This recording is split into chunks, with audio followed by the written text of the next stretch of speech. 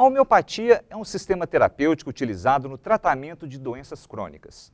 A Organização Mundial de Saúde classifica o tratamento como medicina não convencional e o Conselho Federal de Medicina reconhece a prática como especialidade médica. Conheça agora quais são as regulamentações deste método que dilui medicamentos. A reportagem é de Silvana Monteiro. Homeopatia, do grego homoios mais patos, que significa semelhante mais doença. É uma forma de terapia alternativa iniciada por Samuel Hahnemann. São 4 os princípios da homeopatia: lei dos semelhantes, experimentação em pessoa sã, doses mínimas e dinamizadas e medicamento único. A prática já existe há mais de 200 anos, mas no Brasil ela só foi reconhecida como especialidade médica pelo Conselho Federal de Medicina em 1980.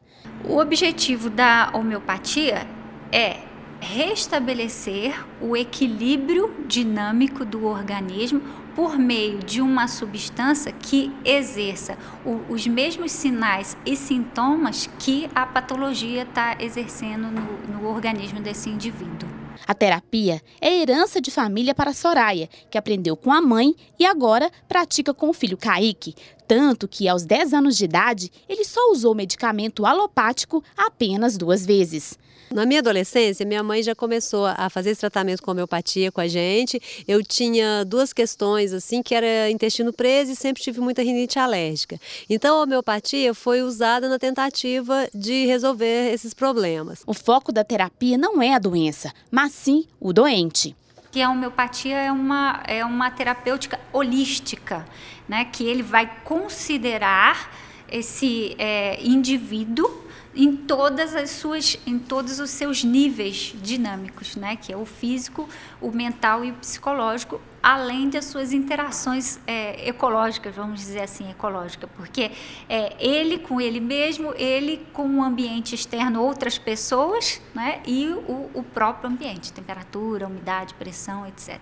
Soraya destaca a diferença de uma consulta com um médico homeopata e um alopata. Uma consulta com um médico homeopata, a consulta é uma consulta mais longa, né? Principalmente a primeira consulta, pode durar pode até durar 2 horas. Ele investiga, né, o comportamento, o sono, às vezes até assim, por exemplo, quando você leva um bebê num pediatra que é homeopata, ele quer saber do parto, né? Ele quer saber como é que é o sono dessa criança, como é que é o comportamento da criança, se é mais agitada, se é menos agitada, né? Porque são visões diferentes. A especialista defende e acredita na homeopatia, inclusive tem a mesma experiência da paciente Soraya, mas também não é radical. Todas as terapêuticas, na verdade, têm o seu papel, são importantes. Para o restabelecimento da saúde, nós necessitamos de todas, né? E quando a homeopatia não tem algum recurso, a gente usa o recurso da alopatia. A Lei 5.991 de 1973 tem um capítulo especial dedicado à farmacopeia homeopática. As farmácias de homeopatia podem vender tanto medicamentos homeopáticos como alopáticos. No caso dos alopáticos, desde que não seja necessária a retenção da receita e que estejam em sua embalagem original e lacrada. E para medicamento homeopático, há casos em que é necessária a receita médica.